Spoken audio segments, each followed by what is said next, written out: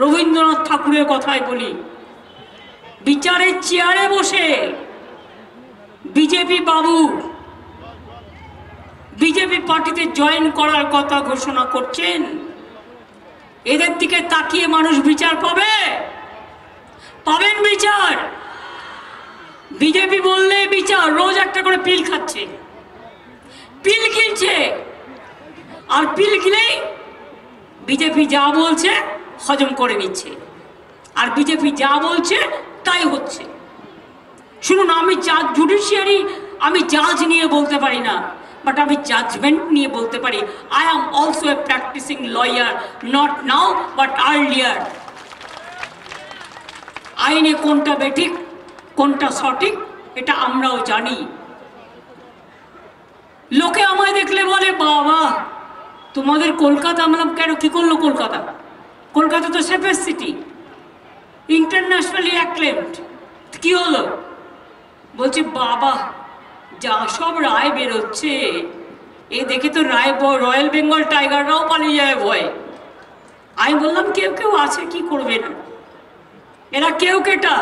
তবে আমি খুশি যে তাদের মুখোশটা বেরিয়ে গেছে, মুখোশটা খুলে পড়েছে, মুখ এবং মুখোশ। আমরা প্রথম থেকে বলছিলাম, হাজার হাজার ছাত্রছাত্রীর চাকরি গিয়ে বড় নেতা হয়ে গিয়েছিলেন, প্রতিদিন মিটিং করে বক্তৃতা দিচ্ছে, টিভিতে গিয়ে ইন্টারভিউ করছে। অভিষেককে তো নাম করে করে রোজ গালাগালি দিত। অনেক কিছু দেখেছি আমি। আজকে আপনি কোথায় গেলেন? কাল থেকে আপনার রায় তো জনগণ দেবে। আপনি হাজার হাজার ছেলে মেয়েদের চাকরি খেয়েছেন, আর আপনার রায় জনগণ দেবে। তৈরি থাকুন। আপনি যেখানে দাঁড়াবেন আমি স্টুডেন্টদেরই নিয়ে যাব, তার কারণ স্টুডেন্টরাই লড়াই করবে যাদের চাকরি আপনারা খেয়েছেন। চাকরি দেওয়ার ক্ষমতা নেই, আপনারা চাকরি কেড়ে নেন। হ্যাঁ, বলতে পারতেন এর বদলে ওকে দিন, বলতে পারতেন এই প্যানেলটা ক্যান্সেল করে আরেকবার ডাকুন, আমার কোনো আপত্তি নেই।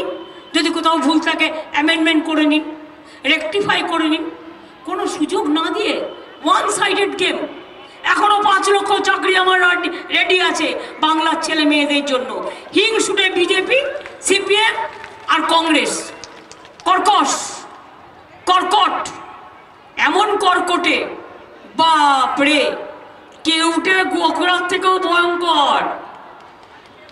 বসে আছে, চাকরি দিলেই সঙ্গে সঙ্গে পিল করবে।